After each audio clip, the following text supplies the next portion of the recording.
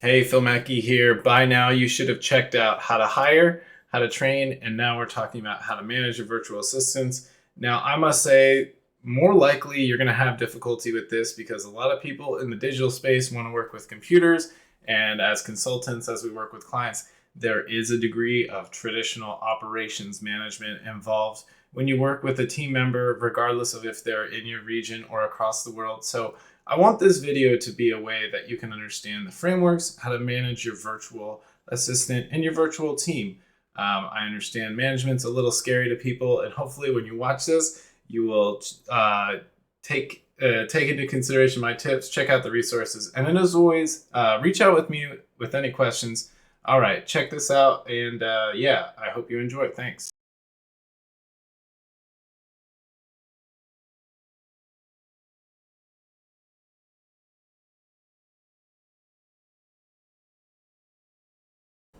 So management, I think there's a theme to be said for this presentation is treat your freelance business like a small business because it is a business, right? So here's how I manage.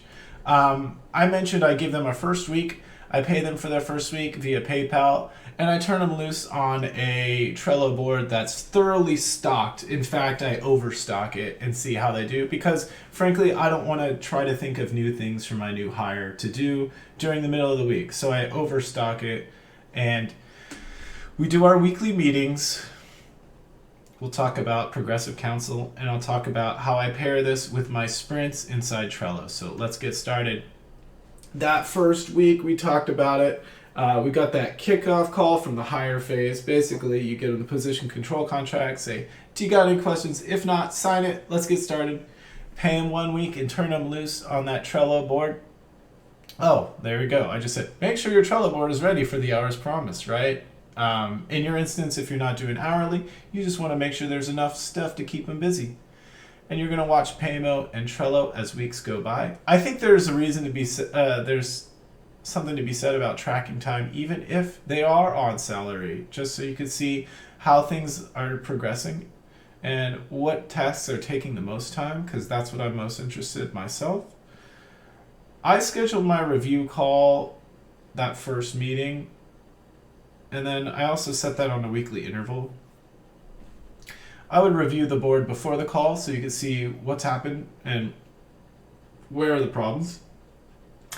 And repeat if the work is good, basically. That's what I'd say. Like after your first week, if the work is good, then give them another week. And then try to coach if the work is workable because you're trying to get people to do new activities on the other side of the world. So I think there's something to be said for looking at the work that they're done and trying to decide if this person's coachable because I don't recommend hiring and firing fast. If your candidate is qualified, coaching will help you. And if your candidate, has the skills you need and the candidate said purple hippo using their secret code, right? I think that's a coachable individual. So I try not to fire fast, right? And I try to give people the benefit of the doubt. And don't do another week if the work quality is just completely off, like completely missing, or the communication is not to your liking, right? So this is very much a small business management sort of gut feeling sort of thing, but I am I like giving people a chance. Not everyone's like that. I feel like some people are faster movers than some people. I like giving people second chances and stuff. Third or fourth chances, fifth chances, no way. But what I'm saying is try to be empathetic. Does anyone have questions on this first week? I feel like this is kind of like wisdom we've all heard, right? Yeah, I like it. It's all good. Yeah, I just try to give people the benefit of the doubt, right? Because maybe I haven't communicated, right? Maybe I haven't created a good enough training video, so I try to look for those before I fire, right? Yeah, although I think it's hard to tell if someone's going to be usually I mean sometimes when you give someone feedback they'll improve, but they only improve like 10%. And sometimes it's going to take time to see how much they're actually going to improve and if they're going to be worth keeping around. Absolutely, and the first week is a good demonstration, but it's not the whole story, right? So yeah. Yeah. And then the worst thing is working with the wrong person and then they can pretty much cost you a lot of money depending on what you're having them doing or the time that they're. If they do something and then you have to go back and fix it, basically, it's going to cost a lot of money on for you. I feel like a certain degree of that's expected the first week, but let's say, Jacob, you've been working for someone for 5 weeks and they keep doing the same mistake, right? Yeah, Right? So, awesome. Hey, real quick, you guys already do this, right? Weekly meetings, right? And we already spoke about this a little bit, but you're already implementing weekly meetings, which is great. But remember, your job is to make the VA more input output versus wild goose chase, right? That's just the number one goal. When they sit down at the desk to work on your work, they need to know very clearly what the expected input is and what the expected output is versus this sort of, I leave myself for these sort of philosophical, sort of like research projects. Those are not suited for the VA. Those are more input output. But definitely listen for feedback. That's what the weekly meeting's for. You get a chance to hear about the process and refine it. Connect like a human. But you guys are already doing this, so I don't think we gotta talk yeah. about I this. mean, I think that what I could do better is watch more of the input and output because it is pretty disorganized on my end as far as like giving out tasks um, and organizing them, so I can actually maybe visualize what they need to do basically day to day. That's badass because yeah, it sounds like you're already getting a better idea of like where you could work on this, which is good because I mean, for me, my VAs like they're going for very specific, concise things, and yeah. So it sounds like there's an opportunity for you to map out your SOPs and get the input and output really dialed in there, dude. Yeah, that's definitely going to be on my to-do list after this. We'll That's talk about cool. this tomorrow, Katerina. Awesome. I'm glad this is helpful too. So, guys, unfortunately, we talked about running a business, right? This just naturally happens. We're humans and I feel like the people who think their online job is just computer work are not going to like this, right? But the people who understand that their online job is a business with human components, right? I laugh all the time because my computer job has so many human components in it, right? And it's true. We don't actually work in a vacuum, especially if you're in that entrepreneur space. Jacob, I don't got to tell you, you do more human psychology than you care to imagine, right? Let's just be real, right? Your job is not just computer stuff. So if there's something wrong with your VA, I invite you to write it down and talk to them about it. The loving big brother sort of thing, right? And I feel like again, if you haven't done this before, this is kind of uncomfortable. Digital is not my first career. I've been in management for a while in the non-digital space, so this is very familiar to me. But this is a progressive council document. It's basically saying, hey, I noticed something's wrong. I'm documenting why it's wrong. I'm letting you know that this was mentioned in our position contract and we're not fulfilling our obligation, and give them a chance to talk to you about it, right? And I mean, we want to be a manager, not an order giver, right? And if the behavior doesn't change, well, then you've put up all, you've literally said, I would like for you to change this behavior. If this behavior doesn't change, we can't work together. It's as simple as that, right? It's as simple as that.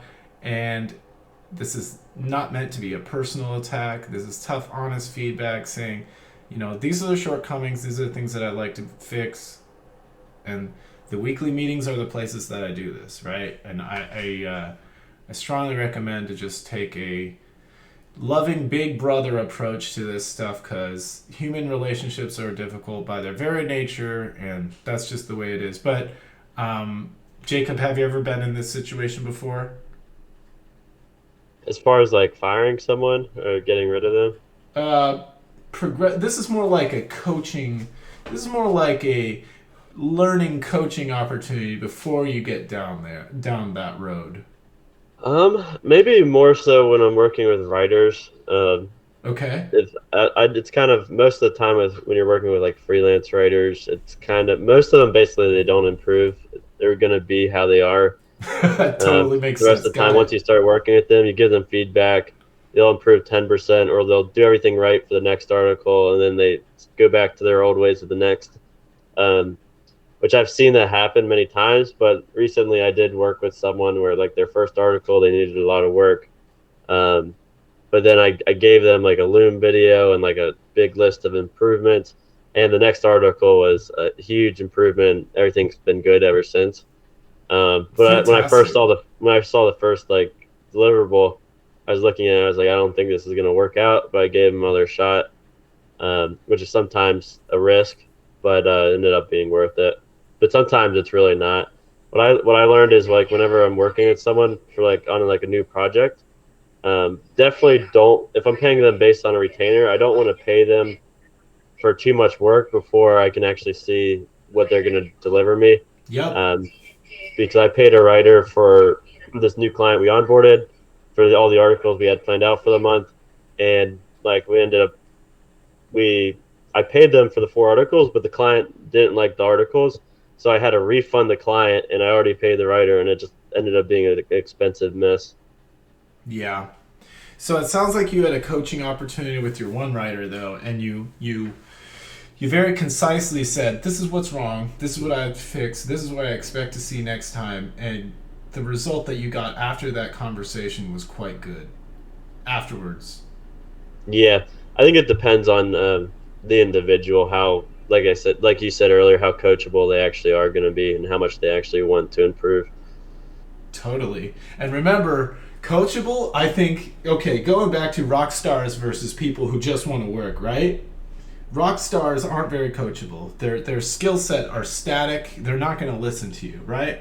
But you find somebody who's coachable, willing to work, detailed oriented, shows up with a smile. Like, I will take that person 9 times out of 10, 9.9 times out of 10 most of the time, because I know they're probably more, I've got to work on their skill set, but attitude goes a long way. And I think if you've got the right people, they're not going to look at this as a black mark of your relationship, right, Jacob? They're going to look at this and say, okay, Jacob's taking the time to explain where my opportunities are and how I can do better.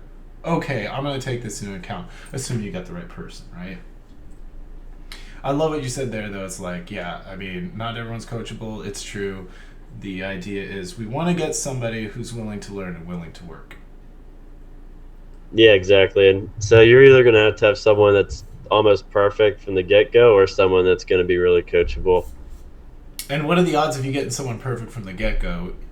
It's very few. Yeah, yeah, exactly. So I don't look at this as like a three strikes you're out. Obviously, with progressive counsel, if you're writing somebody up every week, maybe that's a bigger problem. But yeah. Anyways, I think a lot of people are familiar with this. It's just the matter of doing it. And if you put it in a document, people listen. And look, I actually check it out. I put thank you for listening and understanding, right? Yeah. Hey guys, this is one of my last slides here, but pairing your personal and VA workflows to support Kanban style sprints has really helped me out. Are you familiar with these Kanban style sprints that are popular with these software companies? I'm actually not sure. No Um, worries. I'd like for you to explain a little more. Sure. So just so you know, I put my this is my Trello board, right, versus the VA Trello board, but I put everything. I'm so glad it's up to date for this video, right? Every 2 weeks, every second Monday, I look at everything that's happened over the last 2 weeks. Then I look forward and see what are things that need to be done.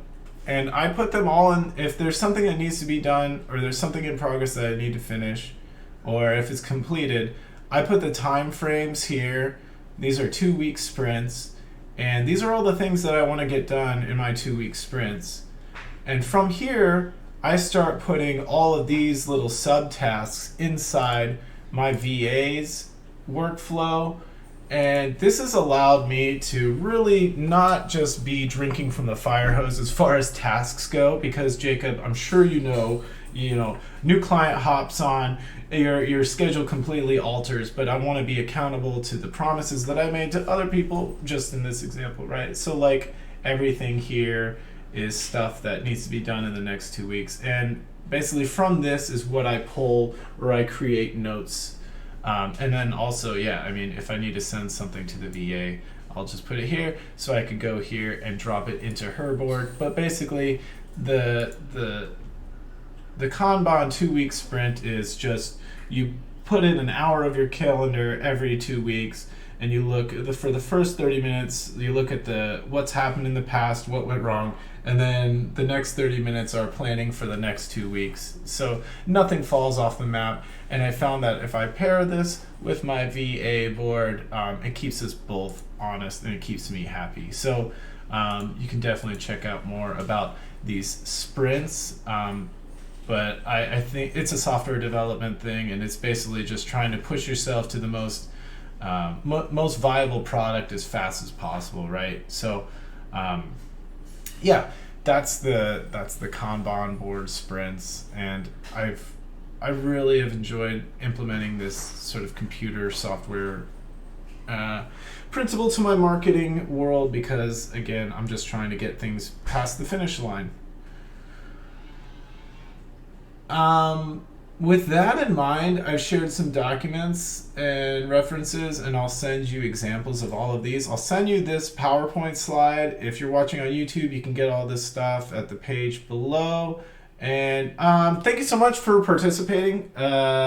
Team, I'm committed to your business scaling success. Please reach out with any questions or updates. If you've implemented anything and it's worked to your favor, let me know, or if you're struggling on any of this. But I mean, here's where I go around the room and ask for if there's anything specific we need to review, if you have any questions, or we could talk about your particulars as well. Yeah, Obviously. I Yep. really like the 2 week sprints things. I think one of the things I could improve on is kind of just planning more ahead in the future instead of doing things kind of like week to week. Um, Yeah, and that's what the Kanban 2 week sprints. I mean, that could be its own video, right? But yeah, I think I highly recommend you checking that out, and I'll send you some links on that offline as far as like how to implement it, because you're gonna see a lot of software related jargon, and I haven't seen many people implementing it for marketing. But it's like yeah, it makes total sense. Why wouldn't I be doing this? yeah, and staying on when you're doing client work, staying on top of time and a schedule is very, very important. Um, and it can be costly. Hold on one second. Yeah. It can be pretty costly. Like if you're running behind and you're getting paid monthly retainers, and it takes you longer to get paid, then you're basically the amount of money you're going to be making in that year is going to be less. And so I think planning ahead and making sure everything gets done in a specific time period is very important. I would like to do that a little better. Cool. Maybe we should have a separate call about, you know what I mean? I love chatting with people because it's like, oh well, I should really do that piece of content. So, Yeah, yeah, let's planning totally. ahead and Yeah. hitting KPIs and hitting all the goals you need to do for client work. It's pretty important, and it gets harder the more clients you have.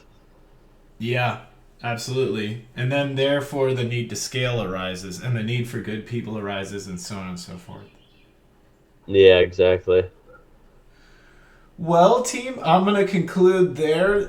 Jacob, Ekaterina, thank you so much for meeting with me. Oh, I'm sorry, Ekaterina. Did you have any questions or comments before we log off? No, I don't think I have any questions. Thank you.